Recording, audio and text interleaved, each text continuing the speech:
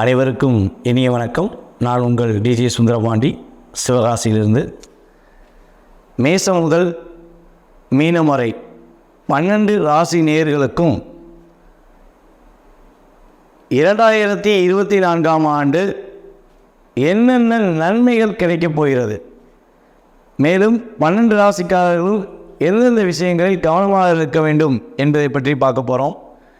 அதற்கு முன்பு நமது நெக்ஸ்ட் ஜென் யூடியூப் சேனல் நேயர்கள் அனைவருக்கும் இனிய ஆங்கில புத்தாண்டு நல்வாழ்த்துக்களை தெரிவித்துக் கொள்கிறேன். இந்த வருடம் உங்களுடைய வாழ்க்கையில் சகல வெற்றிகளும் சகல சௌபாக்கியங்களும் கிடைக்க எல்லாமல்ல சிவபெருமானும் நின்ற நாராயணமூர்த்தியும் உங்களுக்கு உறுதுணையாக இருப்பார்கள் என்று பணிவுடன் கூறிக்கொள்கிறேன். அதாவது 2023 ஒரு அளவுக்கு நம்ம கடந்து வந்துட்டோம். 12 ராசிக்காரங்களுமே பார்த்திங்கன்னா ஒவ்வொரு விஷயங்களிலும் ஒவ்வொரு மாற்றங்களை, அதாவது பொருளாதார நிலையில் சில தாக்கங்கள் இருந்துச்சு. சில பேருக்கு பார்த்திங்கன்னா குடும்பத்தில் ஒற்றுமைகளில் சில பிரச்சனைகள் இருந்துச்சு. அதெல்லாம் கடந்து தற்போது நம்ம வந்திருக்கிறது 2024ஆம் ஆண்டு. இந்த வருடம் ஒரு மிகப்பெரிய ஒரு மாற்றத்தை எதிர்பார்க்கும் வருடமாக இருக்கும் என்று கூறிக்கொள்கிறேன். இந்த 1/1/2024 ஆரம்பிக்கிற நாள் பார்த்திங்கன்னா திங்கட்கிழமை ஆரம்பிக்கிறது. திங்கட்கிழமை சந்திரனுடைய நாள், பெருமாளுக்கு மிக உகந்த நாள்னு கூட சொல்லலாம். அப்போ சந்திரனுடைய நாளில் சரியாக ஆங்கில புத்தாண்டு நம்ம எப்போ கொண்டாடுறோம் அப்படின்னு பார்த்திங்கன்னா இரவு 12 மணிக்கு தான் ஆங்கில புத்தாண்டை கொண்டாடுறோம். தமிழ் வருட பிறப்பு மட்டும்தான் சூரிய உதயத்துக்கு அப்புறம் நம்ம கொண்டாடிக்கிட்டு இருக்கோம். ஆனால் ஆங்கில புத்தாண்டு அப்படின்னோடனே நம்ம எல்லாருக்குமே இரவு 12 மணி 12 ஆச்சுன்னா ஆங்கில வருடம் பிறந்துருச்சு அப்படிங்கிற சிந்தனைக்கு நம்ம வந்துடும். ஸோ அப்போ ஆங்கில வருடம் பிறந்துருச்சு அப்படிங்கிற சிந்தனை வர டைம் பார்த்திங்கன்னா லக்னம் என்ன லக்னமாக வருதுன்னா கன்னியா லக்னமாக வருகிறது. கன்னியா லக்னத்துக்கு அதிபதி யாரும் பார்த்திங்கன்னா புதன் தான் கன்னியா லக்னத்துக்கு அதிபதியாக வருகிறார். அதே போல் சூரிய உதயத்துக்கு அப்புறம் ஆங்கில புத்தாண்டை சில பேர் கொண்டாடுறாங்க. நம்ம தமிழர்கள் மேக்ஸிமம் பார்த்திங்கன்னா ஒரு 60-70% சூரிய உதயம் ஆகிட்டால் தான் ஆங்கில புத்தாண்டு அப்படின்னு நினைக்கிறோம். ஸோ அப்படி எதிர்பார்க்குற லக்னம் பார்த்திங்கன்னா நமக்கு தனுசு லக்னம் வருது. மேக்ஸிமம் சூரிய உதயத்துக்கு அப்புறம் நம் புத்தாண்டை கொண்டாடுவது மிகப்பெரிய சிறப்பு. அன்று சூரிய உதயத்துக்கு அப்புறம் தான் நம்ம எல்லாருமே கோவில் வழிபாடுகளெல்லாம் பின்பற்றுறோம். ஸோ தனுசு லக்னம் ப்ளஸ் 12 மணிக்கு முன்னாடி பார்த்திங்கன்னா கன்னியா லக்னம், முதல் குரு, இதனுடைய செயல்பாடுகள் நம்மளுடைய வாழ்க்கையில் இந்த வருடத்தில் மிகப்பெரிய ஒரு மாற்றத்தை ஏற்படுத்த போகுது. அதே போல் லக்னம் ஆரம்பிக்கும் பொழுது லக்னம், அதாவது கன்னியா லக்னம் ஆரம்பிக்கும் போது லக்னத்திலே கேது பகவான் வந்திருக்கிறார். இதில் இன்னொரு விஷயத்தில் பார்த்திங்கன்னா அன்றைய நட்சத்திரம் அப்படின்னு பார்த்திங்கன்னா மக நட்சத்திரம். சிம்ம ராசி மக நட்சத்திரம் தான் அன்றைய நாளாக செயல்படுகிறது. மதியத்துக்கு மேலே பார்த்திங்கன்னா பூர நட்சத்திரம். அப்போ இங்கேயும் கேது பகவானும் தன்னுடைய ஆதிக்கத்தை செலுத்துகிறார் என்று பார்க்கிறோம். அப்போ இந்த வருடத்தில் மிகப்பெரிய முக்கிய கிரகங்களான புதன் மற்றும் குரு, கேது, இந்த கிரகங்களின் நினைவுகள் தான் செயல்பாடுகள் மூலமாக தான் இந்த வருடம் நகரப்போகிறது என்பதை தெளிவாக புரிந்து கொள்ள முடியும். சோபகிருது வருடம் மார்கழி மாதம் 16ஆம் தேதி திங்கட்கிழமை 1/1/2024 ஆரம்பிக்கிற இந்த வருடத்தில் கிரகங்கள் எந்தெந்த நிலையில் இருக்கின்றன என்பதை பற்றி முழுமையாக பார்த்துக்கொள்வோம். அதற்கு பிறகு இந்த வருடத்தின் பலன்கள் 12 ராசிக்காரர்களுக்கும் என்னென்ன நன்மைகள் ஏற்பட போகிறது, மேசம் முதல் மீனம் வரை நம்மளுடைய 12 ராசி நேயர்களும் எந்தெந்த விஷயங்களில் கவனமாக இருக்க வேண்டும், எந்தெந்த மாதங்களில் தன்னுடைய வாழ்க்கையை சிறப்பாக செயல்படுகிறார்கள் என்பதை பற்றி முழுமையாக பார்ப்போம். இந்த வருடத்தின் ஆரம்பத்தில் மேச ராசியில் குரு பகவான் அமர்ந்திருக்கிறார். ஜனவரி மாதம் முதல் ஏப்ரல் இறுதி வரையும் மேச ராசியில் தான் குரு பகவான் அமர்ந்திருப்பார். மே மாதம் ஆரம்பத்திலிருந்து குரு பகவான் உங்கள் ராசிக்கு 2ஆம் இடமான ரிஷபராசிக்கும் நுழைவார். அதுக்கடுத்தபடியாக பார்த்திங்கன்னா இந்த வருடத்தில் சந்திரன் சிம்ம ராசியில் உதயமாகிறார். ஆரம்பத்தின் முதல் நாளே சிம்மத்தில் தான் சந்திர பகவான் இருக்கிறார். அதே போல் பார்த்திங்கன்னா கன்னியில் கேது பகவானும் விருச்சகத்தில் புதன் பகவானும் சுக்கிர பகவானும் இந்த வருடத்தின் ஆரம்பத்தில் அமர்ந்திருக்கிறார்கள். அதுக்கடுத்தபடியாக தனுசில் சூரியன் செவ்வாய், மிகப்பெரிய ராஜ கிரகமான சூரியனும் செவ்வாயும் இந்த வருடத்தில் காலபுருஷன் ராசியான 9ஆம் இடத்தில் தனுசு ராசியில் அமர்ந்திருக்கிறார்கள். அதுக்கடுத்தபடியாக காலபுருஷ ராசியின் மிகப்பெரிய கிரகமான சனி பகவான், அதாவது 10ஆம் இடத்து 11ஆம் இடத்து அதிபதியான சனி பகவான், அவர் தான் தொழிற்ஸ்தானாதிபதி, அவர் தான் கர்மஸ்தானாதிபதியும் அவர் தான். ஸோ அந்த சனி பகவான் கும்ப ராசியில் அமர்ந்திருக்கிறார் ஆரம்பத்தில். அதாவது கிட்டத்தட்ட 2024 முழுவதுமே கும்பத்தில் தான் சனி பகவான் இருப்பார். அதேபோல் ராகு பகவான் காலபுருஷ ராசியான 12ஆம் ராசி மீன ராசியாக வருகிறது. அந்த மீன ராசியில் ராகு பகவான் அமர்ந்திருக்கிறார். இதுதான் கிரகத்துடைய செயல்பாடு தன்மைகள்.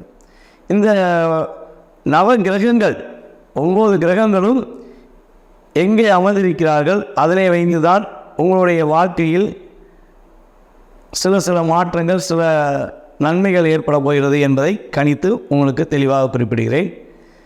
அதாவது ஒவ்வொரு வருடமும் பார்த்திங்கன்னா, போன வருடமாக 2023 கிட்டத்தட்ட ஒரு 3 கிரகங்கள் இடவிட்டு இடம் மாறினார்கள். அதாவது குரு பகவானும் பார்த்திங்கன்னா மீனத்திலேருந்து மேசத்துக்கு வந்தார். 2023 மீனத்திலேருந்து மேசத்துக்கு வந்தார். அதே போல் பார்த்திங்கன்னா ராகு கேது பகவான் போன வருஷம் 2023 அக்டோபர் மாதம் இறுதியில் என்ன பண்ணார் பார்த்திங்கன்னா 30ஆம் தேதியில் ராகு பகவான் மேசத்திலேருந்து மீனத்துக்கும், அதே போல் கேது பகவான் பார்த்திங்கன்னா துலாமிலிருந்து கன்னிக்கும் பயிற்சி ஆனாங்க. ஆனால் இந்த வருடத்தில் ஒரே ஒரு கிரகம் மட்டும்தான், அதாவது வருட கோள்கள் பார்த்திங்கன்னா மொத்தம் 4 கிரகங்கள் எடுத்துக்கிறோம். அதாவது ராகு கேது பகவான் 2 கிரகங்களாகவும், குரு பகவான் ஒரு கிரகம், அடுத்து சனி பகவான் ஒரு கிரகம். இவங்க 4 பேர் தான் ஒரு வருடத்தை மாற்றத்தை அமைப்பதற்கு ஒரு மிகப்பெரிய ஒரு முக்கிய தூணாக இருப்பாங்க.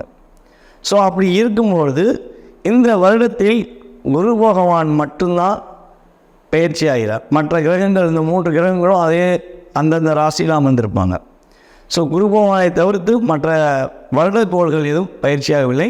சூரிய பகவான் எப்பவுமே மாதத்துக்கு ஒரு நாள், மாதத்துக்கு ஒரு தடவை ஒரு ராசியை விட்டு இன்னொரு ராசி கிடக்கிறது. சுக்கிர பகவான் அதே போல் மாத கிரகங்கள், செவ்வாய் மாத கிரகங்கள் தான். சந்திரன் நாட்கள், புதனும் மாத கிரகங்கள். இந்த நாட்கள் கிரகங்கள் மாத கிரகங்களால் சில மாற்றங்கள் தான் ஏற்படும். ஆனால் இந்த வருட கோள்கள் மாற்றம் அடையும்போது தான் நம்மளுடைய ஒவ்வொருவருக்குமே ஒரு மிகப்பெரிய மாற்றத்தை எதிர்பார்த்து காத்திருப்போம். எப்படா குரு பயிற்சி நடக்கும், குரு பயிற்சி நடந்தால் நம்மளுடைய வாழ்க்கையில் மாற்றம் வந்துடுமே, குரு பார்வை கிடைத்தால் கோடி புண்ணியம் கிடைக்குமே அப்படிங்கிற ஒரு சிந்தனையில் இருப்போம்.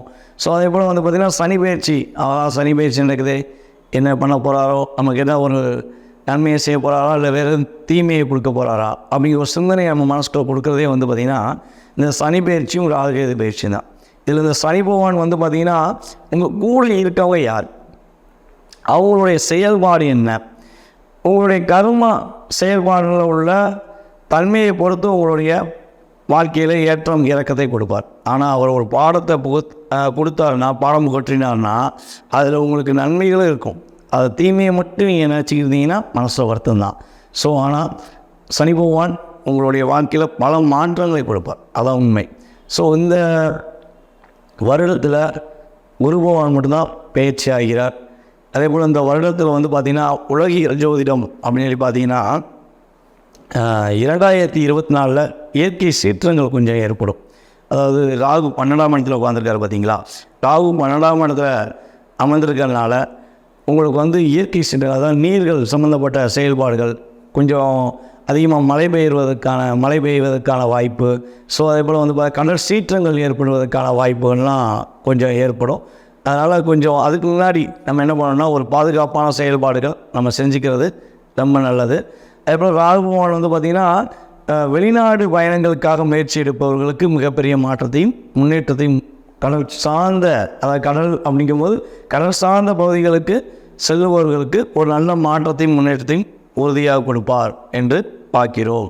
அதே போல் இந்த வருடத்தில் எந்தெந்த ராசிக்காரர்கள் தன்னுடைய ஆன்மீக பயணங்களை, ஆன்மீக செயல்பாடுகளை மிக கவனமாக கரெக்டாக செய்கிறார்களோ அவர்களுக்கு கேது பகவானால் ஏற்படுகின்ற தடைகள் விலகி வெற்றிகரமான ஒரு சூழ்நிலை உறுதியாக அமையும். ஓகேவா? அதனால் இந்த 12 ராசிக்காரர்களுக்கும் எந்தெந்த மாதங்களில் என்னென்ன நன்மைகள் கிடைக்கப் போகிறது என்பதை பற்றி முழுமையாக பார்ப்போம் வாங்க. 2024 உங்களுடைய வாழ்க்கையில் மிகப்பெரிய ஒரு வெற்றிகரமான வருடமாக, உங்களுடைய முயற்சிக்கு ஒரு சரியான ஒரு பாதையை அமைத்து கொடுக்கும் வருடமாக உறுதியாக இருக்கப் போகிறது. கும்ப ராசியில் உள்ள நட்சத்திரங்கள் என்று பார்க்கும்பொழுது அவிட்ட நட்சத்திரம் 3ஆம் பாதம் 4ஆம் பாதம் கும்பராசியில் தான் இருக்கிறது. அதுக்கு அடுத்தபடியாக பார்த்திங்கன்னா சதய நட்சத்திரம் 1, 2, 3, 4 பாதங்களுமே நமது கும்பராசியில் தான் இருக்கிறது. அதுக்கு அடுத்தபடியாக பார்த்திங்கன்னா புரட்டாதி நட்சத்திரம், கிட்டத்தட்ட புரட்டாதி நட்சத்திரம் 3 பாதங்களுமே நமது கும்பராசியில் தான் இருக்கிறது. அதாவது அவிட்ட நட்சத்திரத்தின் அதிபதி யாருன்னு பார்த்திங்கன்னா செவ்வாய் பகவான். அதே போல் சதய நட்சத்திரத்தின் அதிபதி யாருன்னு பார்த்திங்கன்னா ராகு பகவான். அதுக்கு அடுத்தபடியாக புரட்டாதி நட்சத்திரத்தின் அதிபதி யாருன்னு பார்த்திங்கன்னா குரு பகவான். இந்த ராசியின் அதிபதி யாருன்னு பார்த்திங்கன்னா சனீஸ்வர பகவான். சனீஸ்வர பகவான் இந்த ராசியில் தான் மூலத்திரிகம் பெறுகிறார், அதாவது ஒரு வலிமையான தன்மையை பெறுகிறார். ஸோ இவ்வளோ வலிமையான தன்மை கொண்ட சனி பகவான் தற்போது ஆரம்பத்திலேயே உங்களுடைய கும்பராசியில் தான் உங்கள் ராசியின் அதிபதி அமர்ந்திருக்கிறார் என்று பார்க்கிறோம். உங்கள் ராசிக்கு 2ஆம் இடத்து அதிபதியான குரு பகவான் ஆரம்பத்தில் உங்கள் ராசிக்கு 3ஆம் இடத்தில் அமர்ந்திருக்கிறார். அதுக்கு அடுத்தபடியாக மே மாதத்துக்கு மேலே உங்கள் ராசிக்கு 4ஆம் இடத்துக்கு குரு பகவான் செல்வார் என்று அறிகிறோம். ஸோ இந்த வருடத்தில் வருட கிரகங்களான சனி பகவானும் சரி ராகுகேது பகவானும் சரி இடமாற்றம் அடையவில்லை. இந்த வருடத்தில் வருட கிரகங்களில் இடமாற்றம் அடைகிறத ஒரே கிரகம் குரு பகவான் மட்டுமே. சுபகிரகமான குரு பகவான் மட்டுமே இடம் மாற்றம் அடைகிறார். அதாவது மேச ராசியிலிருந்து ரிஷப ராசிக்கு செல்கிறார். அப்போ இந்த வருடம் கணிப்பது ஒரே ஒரு தன்மையில் குரு பகவானுடைய செயல்பாடுகள் மட்டும்தான் உறுதியாக இருக்கிறது. இந்த வருடத்தின் ஆரம்பத்தில் நல்ல ஒரு முன்னேற்றம், வெற்றிகரமான சூழ்நிலை, கிரக நிலையில் உள்ள செயல்பாடுகள் உங்களுக்கு கொடுக்க போகின்றன. அரசாங்க வேலைக்காக காத்து கொண்டிருக்கும் நமது கும்பராசினியர்களுக்கு அரசாங்க வேலையில் ஒரு பதவி உயர்வு கிடைப்பதற்கான வாய்ப்பு அல்லது அரசாங்க வேலையில் நல்ல ஒரு வெற்றி கிடைப்பதற்கான வாய்ப்பு உறுதியாக உண்டு. உங்கள் ராசிக்கு 11ஆம் இடத்து அதிபதியும் மற்றும் 2ஆம் இடத்து அதிபதியான குரு பகவான் உங்கள் ராசிக்கு 4ஆம் இடத்தில் செல்வது உங்களுக்கு மிகப்பெரிய ஒரு மாற்றத்தை கொடுக்க போகிறார். அது உண்மையிலேயே ஒரு மிகப்பெரிய மாற்றமாக இருக்கும். ஏனென்றால் உங்கள் ராசிக்கு தற்போது 8ஆம் இடத்தில் ஆரம்பத்தில், அதாவது 2024 ஆரம்பத்தில் உள்ள கிரகநிலையில் உங்கள் ராசிக்கு 8ஆம் இடத்துல கேது பகவான் உட்கார்ந்துருக்காரு. அப்போ 8 கேது உட்கார்ந்துட்டாலே அப்படியே மனசில் உருக்கிடும். இல்லை ராசியில் வேறு சனி பகவான் உட்கார்ந்துருக்காரு, இதில் ராசிக்கு 8ஆம் இடத்துல கேது உட்கார்ந்துருக்கிறது எங்கிட்டு போனாலும் முட்டுக்கட்டையாகவே இருக்கும். அப்போ இந்த முட்டுக்கட்டையான பாதையை உடைப்பதற்கு குரு பகவானின் பார்வை உங்களுக்கு பயனுள்ளதாக இருக்கும். அது எப்போ குரு பகவான் பார்வை ஏற்படுதுன்னா மே மாதம் துவக்கத்திலிருந்து குரு பயிற்சியானனை உங்களுக்கு 8ஆம் இடத்தை குரு பகவான் பார்ப்பதன் மூலம் நல்ல விதமான செயல்பாடு, உங்களுடைய மாற்றங்களை முன்னேற்றுவதற்கான ஒரு செயல்பாடு உண்டு என்பதை பார்க்கிறோம். அதுக்கு அடுத்தபடியாக பார்த்திங்கன்னா குரு 8ஆம் இடத்தை பார்க்காரு, அதுபோல் குரு உங்கள் ராசிக்கு 10ஆம் இடத்தையும் பார்க்காரு. அப்போ உங்கள் ராசியின் அதிபதி ஏற்கனவே 10ஆம் இடத்தை பார்க்குறீங்களா, தொழிலில் பண்ணுவோமா வேண்டாமா, அது தொழிலை செஞ்சுருவோமா இல்லை விட்டுட்டு போயிடுவோமா அப்படிங்கிற ஒரு சிந்தனை கூட உங்களுக்கு இருந்துக்கிட்டே இருக்கலாம் கும்பராசிக்காரங்களுக்கு. ஸோ இந்த நிலையில் மாற்றமடைந்து உங்கள் தொழிற்சாலத்தில் நீங்கள் வெற்றி பெறுவதற்கான ஒரு சூழ்நிலையை குரு பகவான் ஏற்படுத்தி கொடுக்கிறார். அதுக்கு அடுத்தபடியாக குரு பகவானின் விசேஷ பார்வை அப்படின்னு சொல்லுவோம். இந்த விசேஷ பார்வை உங்கள் ராசிக்கு 12ஆம் இடத்துல உழுது, மகர ராசிக்குள்ளே உழுது. ஸோ 12ஆம் இடத்துல விசேஷமான பார்வை பெறுவதனால அதாவது குரு பகவானின் 9ஆம் பார்வை தான் உங்கள் ராசிக்கு 12ஆம் இடமா வருது. ஸோ அந்த பார்வையின் மூலமாக உங்களுக்கு நித்திய தூக்கம், நிம்மதியான தூக்கம், சந்தோஷமான மகிழ்ச்சி, கனவு மனைவிக்குள்ள ஒரு ஒற்றுமை, அதே போல் பார்த்திங்கன்னா குழந்தை பாக்கியத்துக்குரிய செயல்பாடு, அந்த சூழ்நிலையை உருவாக்கக்கூடிய அமைப்பாக உங்களுக்கு கிரகங்கள் ஏற்படுத்தி கொடுக்கின்றன. இந்த ராகு பகவானின் தாக்கத்திலிருந்து நீங்கள் சிறிது விடுபடுவதற்கான ஒரு சூழ்நிலை உண்டு. ஏன்னா உங்கள் ராசியில் 2ல் ராகு உட்கார்ந்துருக்காரு, அவர் கேது 8ல் உட்கார்ந்துருக்காரு. இந்த செயல்பாடுகளில் பார்த்திங்கன்னா ரொம்ப தாக்கம். வீடு, நிலம், மனை சம்மந்தப்பட்ட விஷயத்தில் தேவையில்லாத பிரச்சனை இருக்கும். குடும்பத்தில் ஒரு குழப்பம் இருந்துக்கிட்டே இருக்கும்.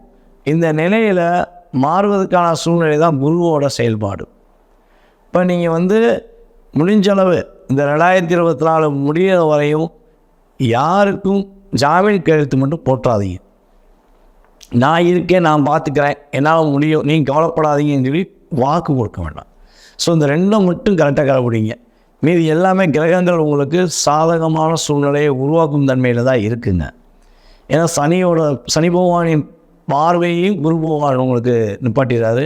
ராகு பகவான் பிடியிலிருந்தும் கேது பகவான் பிடியிலிருந்தும் குரு பார்வை உங்களுக்கு ரிலீஸ் பண்ணி விடுது. ஸோ இதுவே உங்களுக்கு ஒரு பொக்கிஷமான காலமாக நீங்கள் எடுத்துக்கொள்ளலாம்.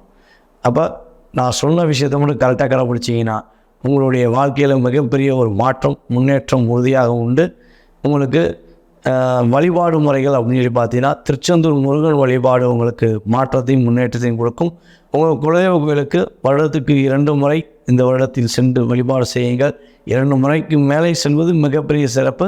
அட்லீஸ்ட் 2 முறையாவது உங்களுடைய குலதெய்வ கோயிலை நீங்கள் மனசார வழிபாடு செய்வதன் மூலம் உங்களுடைய எண்ணங்கள் வெற்றிகரமான எண்ணங்களாக, உங்களுடைய முயற்சிகள் சிறப்பான ஒரு முயற்சியாக கொடுக்கும் என்று கூறிக்கொள்கிறேன். வாய்ப்பளித்த நல்ல உள்ளங்களுக்கும் இந்த காணொலியை பார்த்து கொண்டிருக்கும் நமது கும்பராசி நேயர்கள் அனைவருக்கும் எனது பணிவான நன்றியை கூறி விடைபெறுகிறேன். நன்றி, வணக்கம். நான் உங்கள் DJ சுந்தரபாண்டி, சிவகாசியிலிருந்து. நன்றி.